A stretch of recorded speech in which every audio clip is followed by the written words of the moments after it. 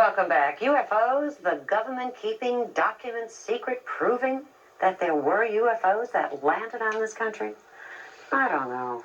Let's go to New Jersey and say hello to Dandy. Welcome.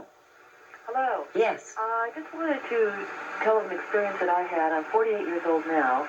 When I was 12 years old, I lived in California, and we went on a trip to Kings Canyon National Park in California. I was with my mother, my father, my best friend, and her mother and father. Her father was an excellent photographer. We sighted a UFO on the way up to the park on this one-lane road, and we parked by the side of the road, and we sat there on the hill and we watched it. Mm-hmm. Other people stopped, and they watched it. We saw it from mid-afternoon until dusk. My girlfriend's father took many, many, many pictures, and finally there were 3 of them. They were close.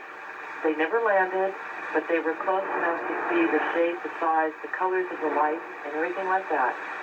All right, then the question really is, Ed, if there are people from outer space coming to this planet, why aren't they landing, getting out? The government can't stop them. I mean, there are people all around that could help prove the validity of it.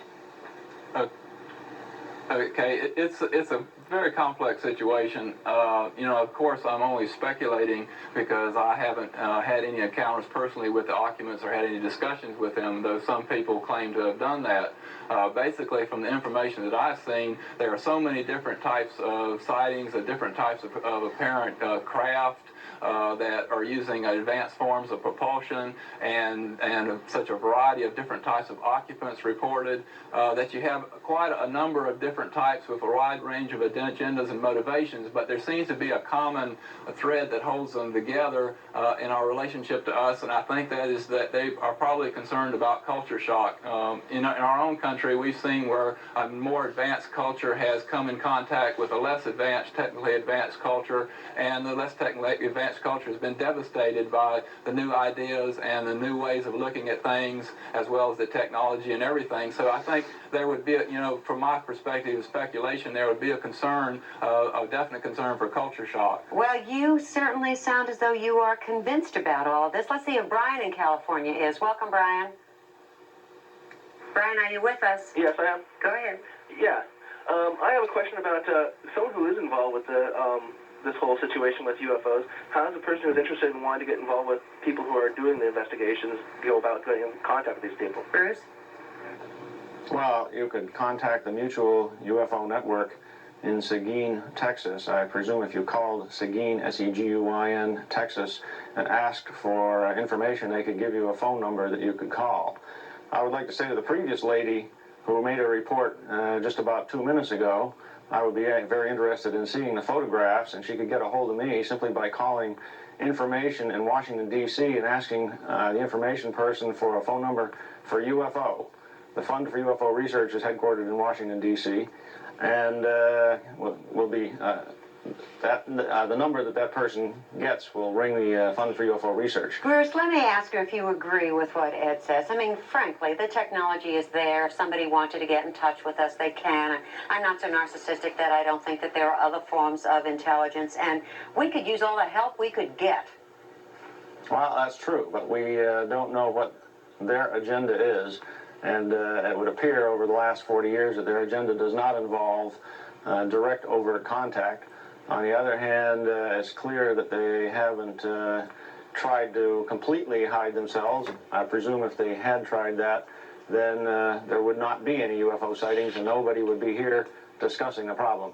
Let's go to Vermont and say hello to Mia. Welcome. Hello. Yes. I'm calling from Vermont, and I just wanted to say that I used to live in Sparks, Nevada. It was the year approximately 1977 when I saw 3 very, very fast-moving objects in the blue sky. And I have never forgotten. There was no one that I could call to share this with, but it was very fascinating to see these 3 objects. And you're sure in your own mind that these were UFOs? Oh, absolutely. Now, Bruce, when you talk about the fact that the government is keeping things back from us, what do you think is the agenda there? Really, why? Well, they probably know something we don't. First, I'd like to point out that you can always trust Vermonters being one myself, so obviously that lady saw UFOs. Second thing is, we don't know what the government hasn't released. All we can do is make deductions based on interviews with witnesses.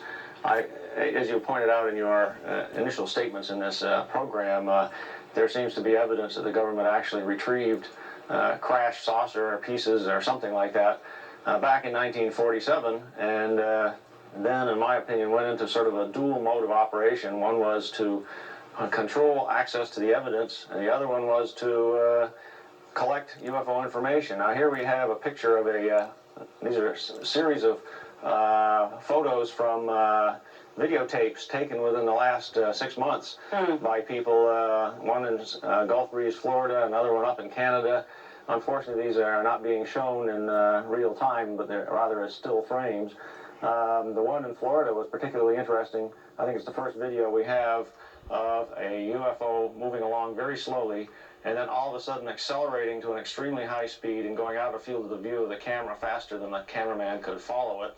I estimate that if it were 1,000 feet from the camera, then it was 8 to 9 feet in diameter, and within 1/30th of a second, it achieved an acceleration about 500 Gs. Mr. McAfee, all of this is so interesting because I think there are many of us who would love to have the opportunity to also have a contact. When we continue, I'm going to ask you if there's any way that people could enhance that possibility. And we'd like your calls. Any comments you have about this? Do you believe this is true, that there's really a government cover-up? 212-643-0077.